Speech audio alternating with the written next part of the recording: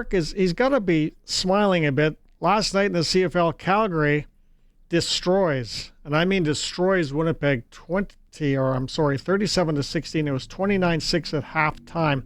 I thought the 37-16 final actually flattered Winnipeg. Both teams now at 3-1, so a huge showdown Friday night. 3-1 Calgary here against 4-0 Saskatchewan. And Mark, the first thing that's really unique, I'd say, Vernon Adams.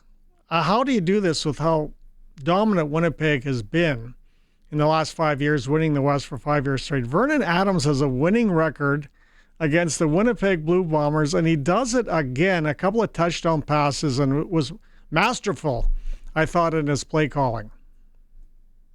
I agree. Well, thanks for having me. Yeah, the first half especially, I thought he was just as dominant as anybody. He was really good, and I can't exactly explain it. I mean, he's played for some good teams in BC and Montreal before coming here, but no, he was just sensational, and everything was working for him. He was right on target. I think at one time he had like 9 of 11 with 2 touchdown passes, something like that. It was just amazing. It was just really exciting to see him, and that's what he's brought here for.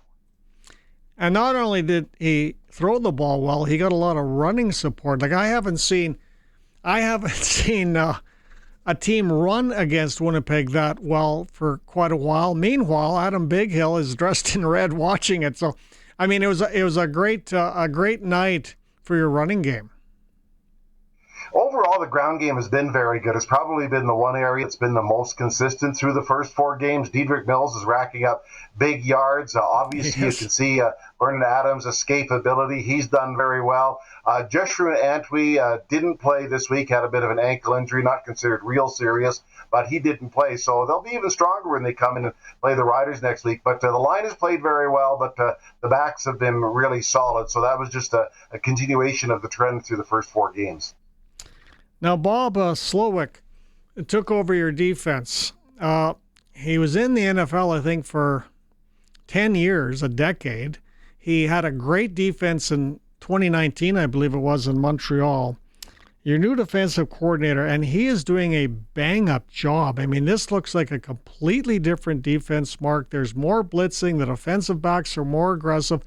How much credit does he get? I mean, obviously, they've got some good ball players, including I believe 3 former Roughriders on the defense, but this guy is he's cooking as your D coordinator.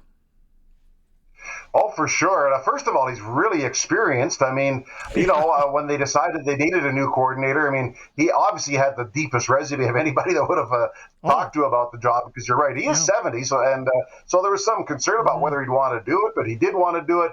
And, he does have the experience, but you're right, it's a completely new defense. Many players either aren't in football or scattered all over the place because they just had to make changes after a 5-win season last year. And, obviously it's paid off so far. I think they've been really good, and the secondary has really played well, considering, again, it is almost entirely new. Their halfbacks are raw rookies. Richardson on one corner doesn't have a lot of experience. Green does, and the safety Webb has experience. But in general, there's not a lot of experience there. Well, another thing, too, that I was impressed about is how many times Zach Claros, the quarterback for the Blue Bombers, got hit just as he threw. I mean, he was always getting up. And he was forced to make a lot of throws at times when he didn't want to make throws, and rushed a lot of throws. And, the Stampeders, they saw something, particularly in the secondary, because they did intercept those 2, which were amazing, but they were right around the receivers on a constant basis and making life tough, not only for him, but for the receivers as well. And there's Webb, but that was a remarkable play. Obviously, They saw something, and he just sprinted to the end zone. So, yeah, that's, they just saw something on Claros, who clearly is one of the best ever, but he just wasn't on his game last night. Yes, Webb, a former Rough Rider as well. Now, I really like the fact that they moved Webb to safety. He seems to be flourishing there, does he not? Yes, he does. And it's a bit of it wasn't the intended position for him, because they started from last year, Bentley Saunders, but he really, since about the first week of camp, hasn't been able to do anything because of a reoccurring hamstring injury. So he's been plugged in there, and I agree with you. I think he's done really well, and when Sanders does come back, and that's still a couple weeks away at least, I don't know where he fits in, to be honest, or what happens after that, because it's working right now. Well, I mean, bulletin to Dave Dickinson. I wouldn't move him anywhere after that. I kind of agree. It is really working. Yeah, I'm with you. It's, I'd say probably not what they intended, but it's worked out very well. And, he's a leader back there. Him and Moncrief are the two sort of defensive leaders because somebody had to step up, to a certain extent in the back end because they're all highly unfamiliar with each other, but although they do have a lot of experience. Well, Derek Moncrief is very well known here in Saskatchewan and Regina, not only because he was a former Rough Rider, but he's also a bit of a celebrity with his car wash commercials. You don't live here, but his wife's parents own a big car wash in town, and Derek and his little child are always on television. So I think people like to sort of still cheer for Derek. He's highly thought of as an individual in this community still. But, you watch him, and his pick six was outstanding. But it looks like he's lost weight. He's faster. Well, he is very fast, yeah, and he's, again, kind of having to lead some linebackers back there because he's got the most experience. Micah Tights is there, but also they lost their starting middle linebacker. Mark-Al Lee is in the middle, but he's gone for an extended period, so that's why they had to go out and get a couple of linebackers. But no, he's fit right in.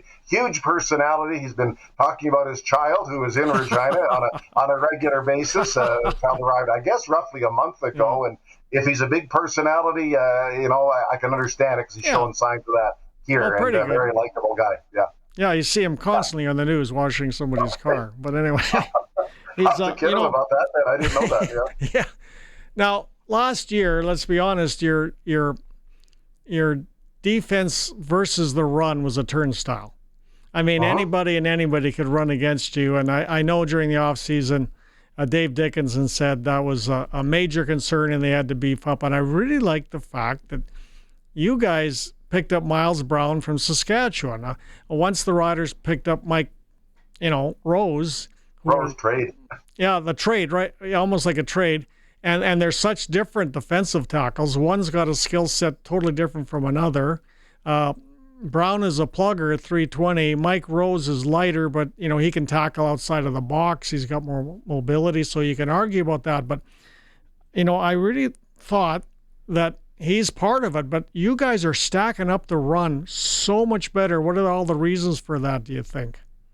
Well, one of them, you identified it. They've got more bulk on the inside, and that is by design. As I say, Mike Rose has a lot of skills, but they signed Miles Brown for his run-stopping ability. There's a guy that the coaches are high on. Maybe he hasn't got a lot of attention, but 96 Hutchings, real big run stopper in there. The Pro Football Focus people took notice and gave him very high grades for the first month of the season. They've also got some people returning, Justin Sambu. And, of course, off the end, they brought in Flo Ormalad. He's not an inside guy, but he's the leader on that line. He keeps the guys out after practice, working with them. He's amazing for Flo. And, they paid a heavy price to get him because I think Cam Judge is a really good player. But that's what they needed. So those two guys on the inside have done a really good job, and they've plugged up the middle. They're doing very well, and they've got some guys in reserve that have also done very well. So it was a point of emphasis for sure, because you're right, there were just too many yards. And, I know I get it all the time. Well, how come they release this guy, that guy? Look, I'm not hanging on any one guy, but they weren't good enough. Right. They were 5-12-1, and things have to change. Right. Now, it was funny, we were watching the game last night, and the first thing my wife says about, I don't know when TSN showed him on the sidelines, but Adam Bighill looks really strange in red. Anyway, yes, he does. but he looks like he's in really good shape, and he looks like the old tough cookie that Adam Bighill is. Of course, he's still working on his injury, working on some strength with the folks with the Stampeders. When do you think Adam Bighill will be in the lineup? Will he be here Friday night against Saskatchewan? Would he be dressing, do you think? I think that's really a long shot. I wouldn't think so, because you mentioned he's coming off of that serious knee issue that he had, the ACL surgery last year, and he hasn't had a training camp. I mean, these guys, the Riders and the Stamps, are all, 2 months into their season, so he's a little bit behind, but he's still a block of granite. I got to tell you that. He's an amazing-looking guy. I got to say, the players just gravitate to him. It's unbelievable for a guy who's been here, about 6 days. The players just gravitate to him. They talk to him. He talks to them. Yeah. It's he's just plugged right in. But physically, no, he's not quite there. But here's a delicious story. It wasn't planned this way, but I think he could make his debut on July 18th when the Stampeders are in Winnipeg. Wow. I would think that's the earliest. I wouldn't completely rule it out. Let's put it this way: that's the earliest, and I think it's a reasonable possibility. We'll monitor his progress. They've got the weekend off. I'm sure he'll be doing some work, and then I think this week they'll ramp up his workload. But I just don't think he's ready for a game. Dave Dickinson said it's not us pushing him to get on the field; it's the other way around. They have to save Adam Bighill from himself. So, but yes, he will play, and the earliest, a great storyline that writes itself. Adam Bighill returns to Winnipeg. Could happen. Yeah, that will be big. Now, I really liked what I saw last night. I mean, Quick Six was busy with Pick Six. If I can say Quick Six, of course, being the Stampeder horse. I don't like the Stampeder horse when they're playing the Roughriders, but I like the Stampeder horse against any other team. But what I saw was a decent crowd, not a bad crowd. You'd like a few more there, but still not bad. But the really cool thing was how boisterous, happy, excited, loud they were. And after that shellacking of the Winnipeg Blue Bombers, I think, did you feel it that maybe there's going to be some re-energized Stampeder fans in the city? Oh, I would think so. It was a sensational atmosphere. You're right about that. It was heavily hyped all week, the game. That trophy attracted a lot of attention. It's kind of a very unique trophy. It was made by the people who actually made the Four Nations trophy, so it was really good that way. Really? No, it's a big deal. They put a lot of effort behind this. Brett Michaels was tremendous. He was really good and really got into it. In fact, they almost had to boot him off the stage. He was just going so hard and long. Players were all kind of standing there saying, well, who's going to be the guy that tells them this to leave? But no, he got right into it. You're right. The crowd was energized. That had a playoff feel vibe to it as far as I was concerned. It was just a noisy, boisterous crowd, and it was a really nice night. Mind you, we deserved a good day after the prior home game that game against Ottawa. So it was a debacle, but had to play it. So. Well, I like the idea of the Stampede Bowl. Of course, I think it officially starts today, but the tents were open yesterday. I'll never see one son for 4 days. He'll be in those tents 24/7. Anyway, but I like the idea because I mean the Banjo Bowl has done well. The Banjo Bowl has become, famous in its own right within the CFL. And why not have a Stampede Bowl? And interestingly enough, the Winnipeg Blue Bombers are going to be in both. I guess they attract attention, or what do they do?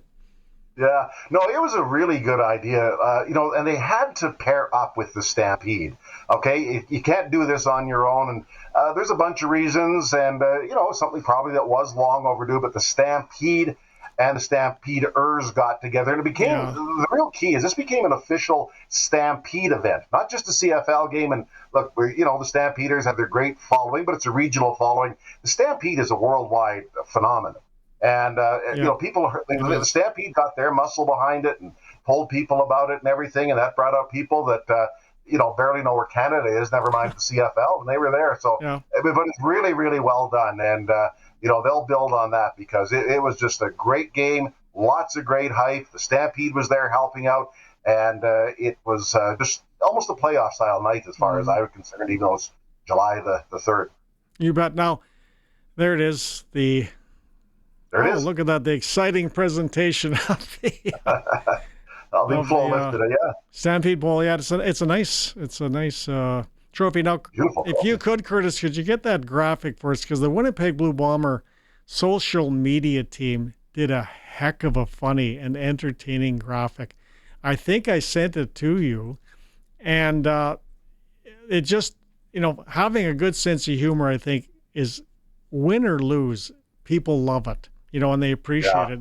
And it's particularly when the Winnipeg Blue Bombers haven't lost much for quite a while. But they put up a graphic, and Curtis is getting it right away.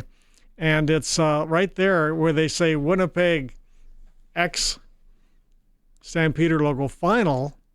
No score, just Winnipeg fans at McMahon, and at the very bottom, in tiny, weeny little letters, Google it.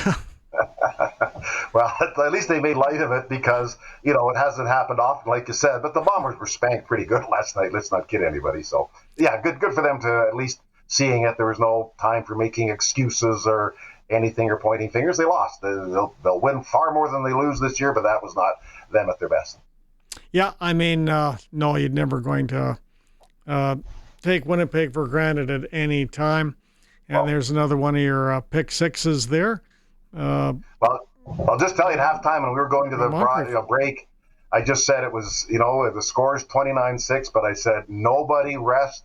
Let's not forget who they're up against. Yeah, that's right. I didn't take it for granted until that play you just showed there. That's when I realized that the tide had completely turned. Well, yeah, we were pretty much out of time, but yeah, quite a run of games you got. I mean, you host Winnipeg, you come to Saskatchewan, then you go to Winnipeg, and it's going to be very interesting. Right, that's right. So you got 4 games. This is the gauntlet. This is the gauntlet right here. Yeah. This will go a long way to deciding the Stampeders season because they're running the gauntlet, and they got Winnipeg twice, like you say, then the Riders and Montreal. So it's off to a good start, but a lot more work to do. Can they play Giant Killer one more time and knock another team out of the unbeaten? I guess we'll see. We'll find out Friday night.